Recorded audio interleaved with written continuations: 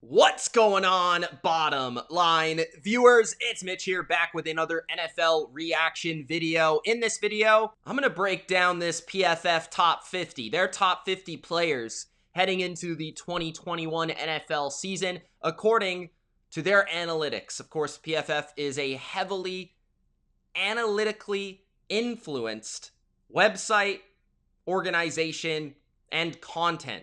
And what they bring is their personal grading system to the table when they are creating this top 50 players list. So I'm going to see how these grades and how their list matches with my own personal thought, if I agree, if I disagree. Before I give you my thoughts and my opinion on PFF's top 50, make sure that you do spike that like button. Don't forget to subscribe to the channel for more bottom line view reactions just like this. And let's take a look at PFF's top 50 players. All right, here we are, the top 50 best players in the NFL right now, according to Pro Football Focus, aka the PFF 50. They do this every year, kind of like the NFL Top 100, their own personal version of that.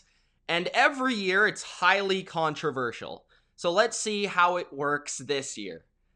One of the benefits of watching and grading every player on every play of the NFL season is the unrivaled ability to compare players with the help of the largest football database on the planet. This is PFF. Ranking season has been underway for quite some time over at PFF.com, with everything from the best players at each position to the league's best position groups. If you want to hear more on my thoughts on PFF's player rankings, make sure you get to Patreon.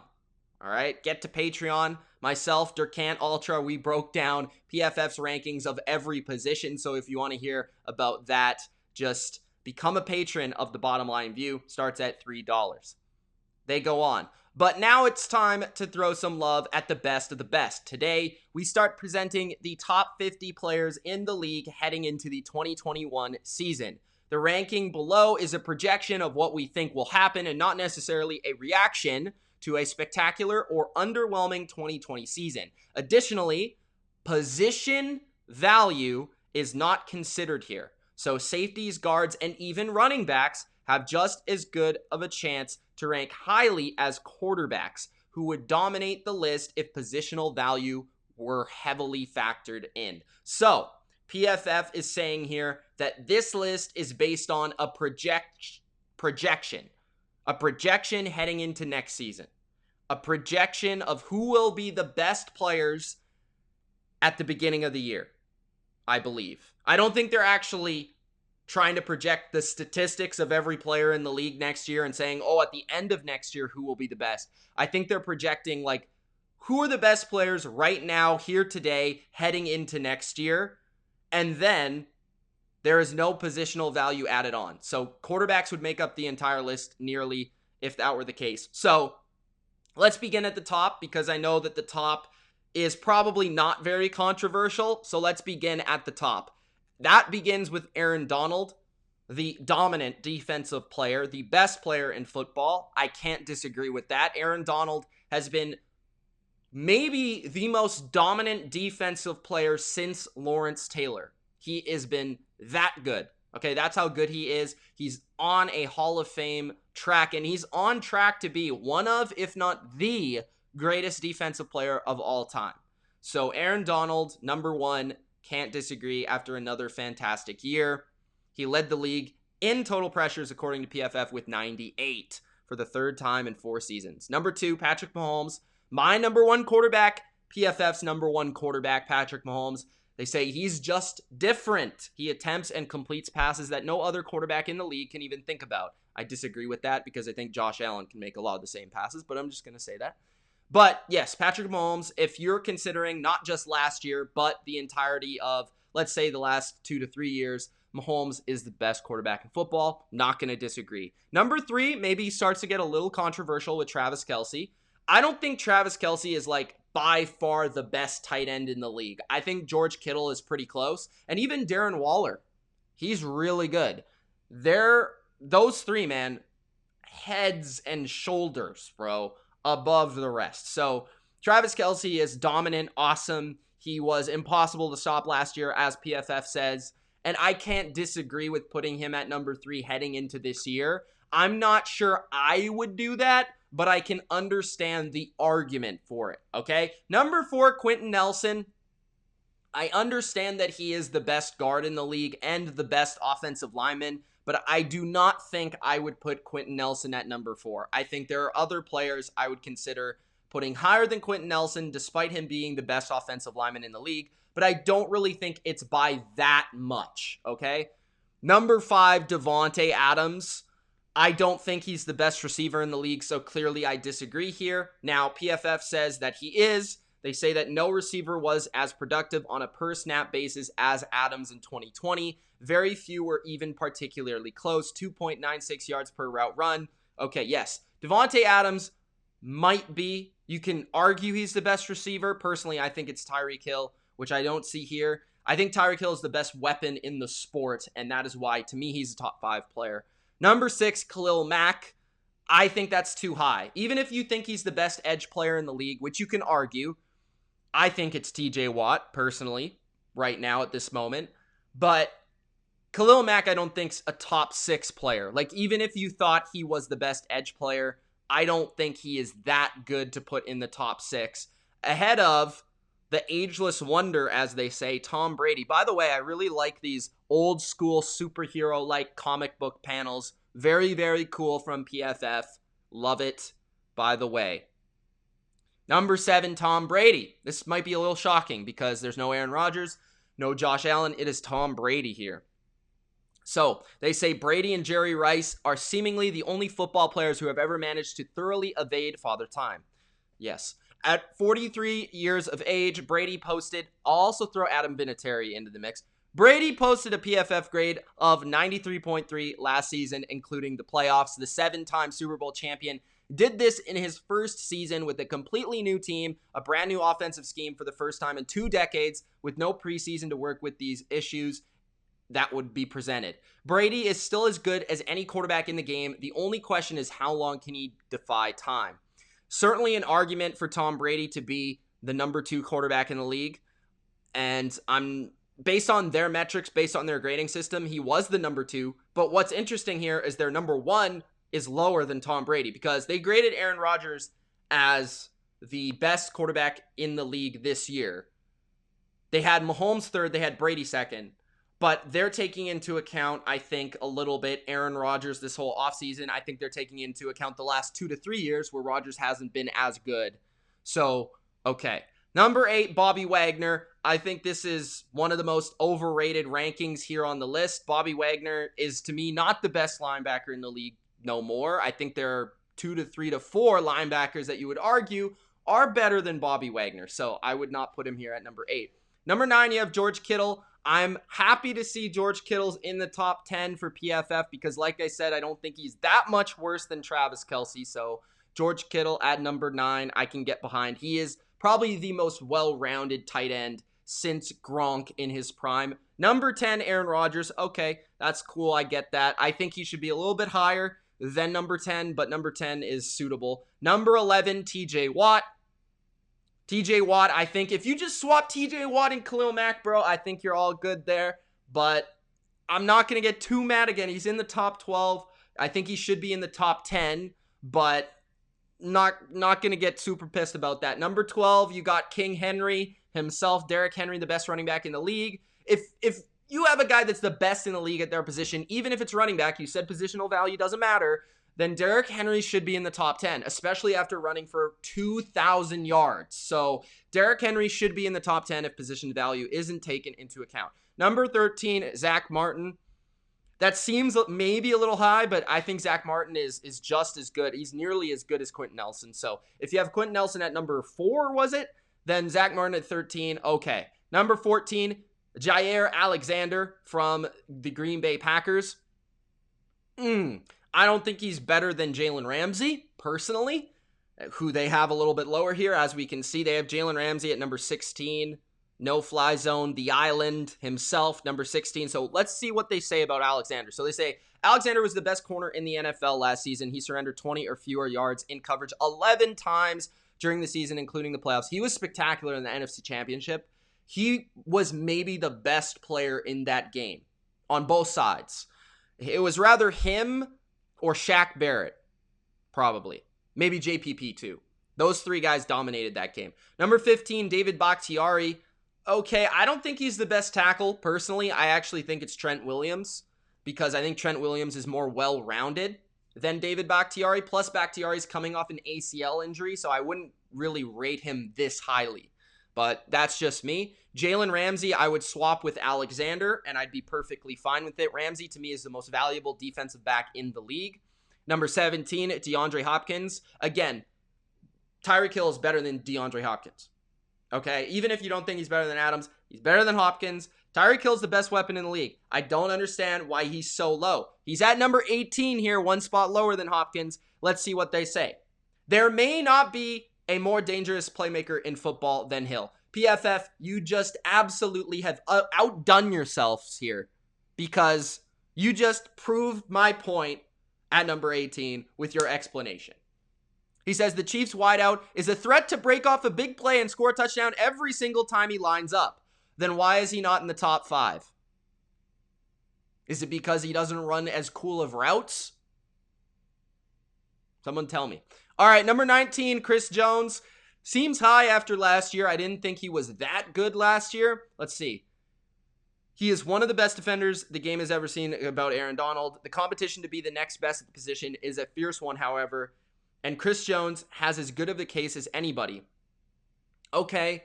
I mean, Chris Jones over the last 2 to 3 years, I think you would argue is the second best interior defensive lineman, but I don't think he was last year. I actually think it's DeForest Buckner, possibly. That would be one guy I'd put up there. I don't see him on this list. I'm not even sure he will be on this list. Let's just see. Number 20, Fred Warner. To me, he's the best linebacker in the league. Let's see what they said. Fred Warner was the number 1 graded linebacker in the NFL last season. Okay? He also topped PFF's list of the top 25 players under 25. This is what confuses me, because they grade a guy number 1 this year, but they don't grade a guy number 1 on the list. That's a bit confusing. They say he's kind of a hybrid linebacker slot corner. That's why I think he's the best, because he's the best cover guy, and he's still not bad versus the run. He's good enough, right? Number 21, Joey Bosa. Joey Bosa is a beast. I think 21 might be a tad bit too high, considering he's above Russell Wilson, which I think is a bit ludicrous. I don't think he's a better player than Russell Wilson is. Again, positional value, but I think Russell Wilson, you could argue, is a top 20 at least player in this league.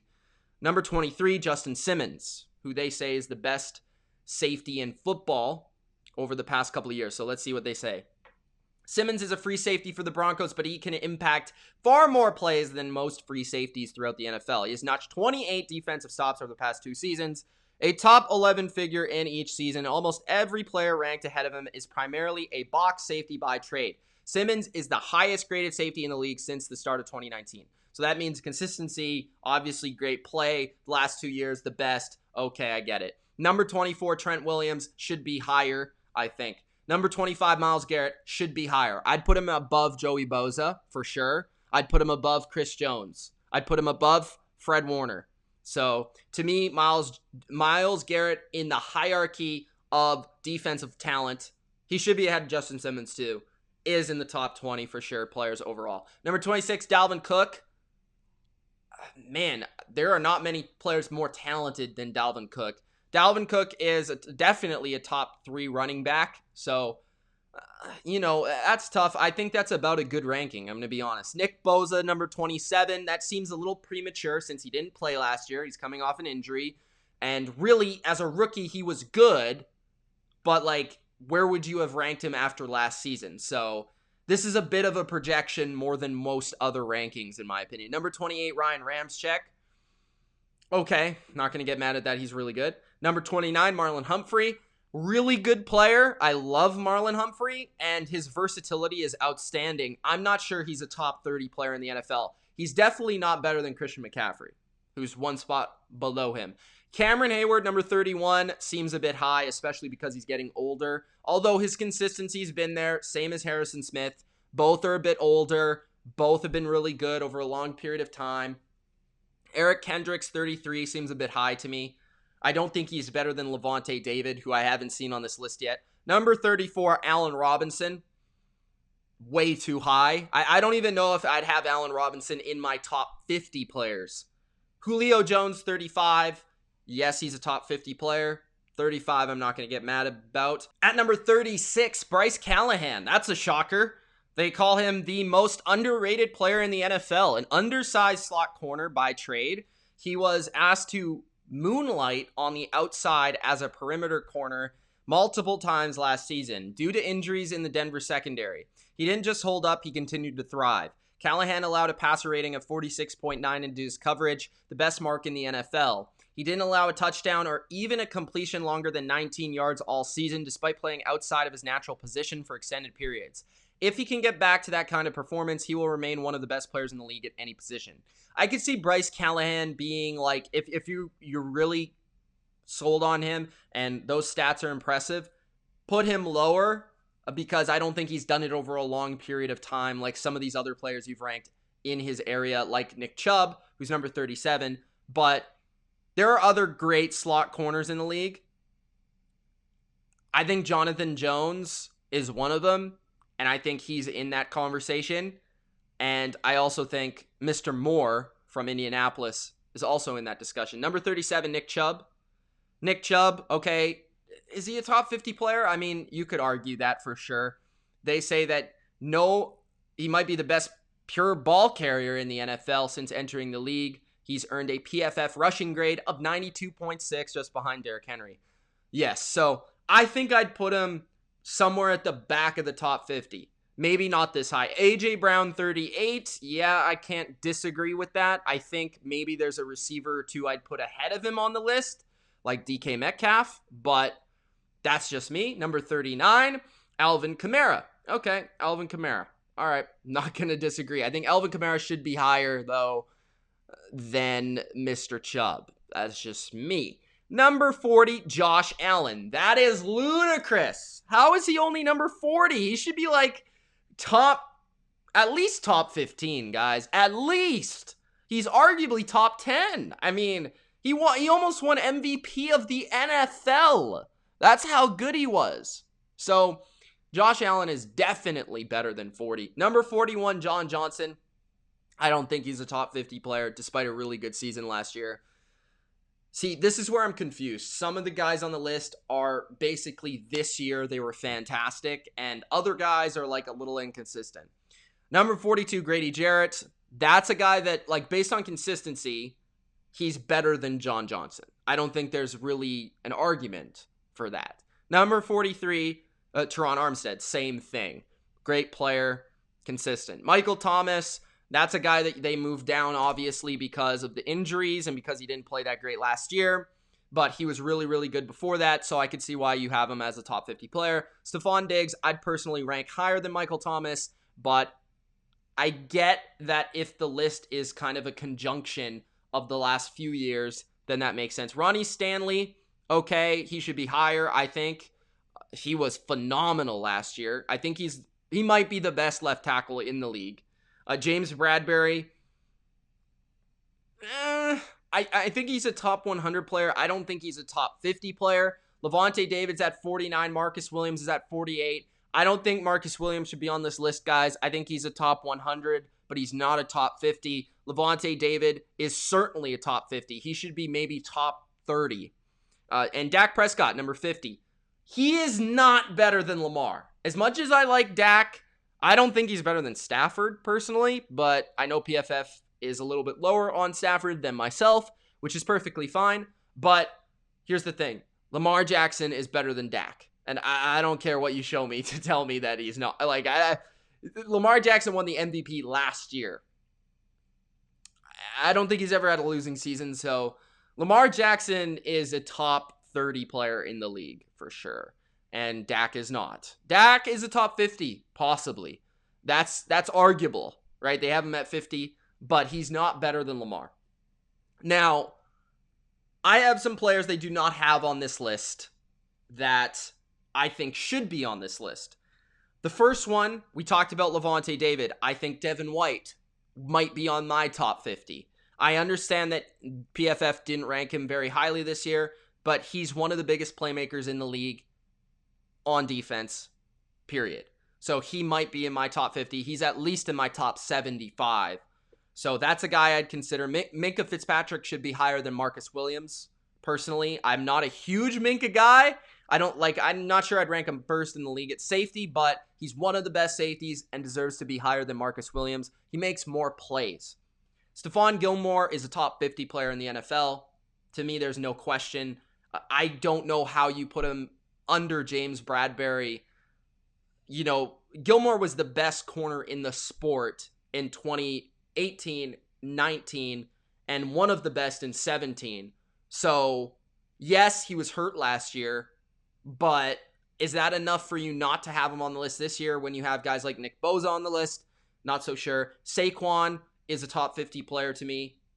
I know that he's been hurt, so I can understand why he's not on the list. Personally, he's a top 50 player. I put Jonathan Jones because I don't know if he's a top 50 player. Like, I wouldn't put him in my top 50, but if you have Bryce Callahan on the top 50, then I think you could argue. Corey Linsley, best center in the league, is not on this list. And they graded him as the best center in the league by far. He's not on the list. I haven't seen him. I don't see him, okay? DK Metcalf should be on the list. Tyrann Mathieu should be somewhere. Hopefully he was at least close because he's definitely better than Marcus Williams. Again, no offense to Marcus Williams. He's a good player, but I'd rather have Tyrann Mathieu. Xavier Howard should be on the list. Jesse Bates, you could argue, should be on the list. Darius Leonard, you could argue, should be on the list. DeForest Buckner, 2 Colts there. Vita Vea, I think, okay, he was hurt, but if you watched him play in the playoffs, he's a top 50 player. Shaq Barrett. Chase Young, if you're projecting. So those were some players I wrote down after looking at the list quickly that I thought could make this list that are not on the list, just off the top of my head going position by position. But that is their list, guys. Let me know what you think of the PFF top 50 in the comment section below. Do you agree with me? Do you agree with them? What do you think of the list? I think it's okay. I don't hate it. I don't love it either. It's okay. And I like to see those stats that they throw in there here and there because I learned something. So check it out. Let me know what you think. It's Mitch. Thanks for watching. Gronk, spike that like button and subscribe for more. Peace.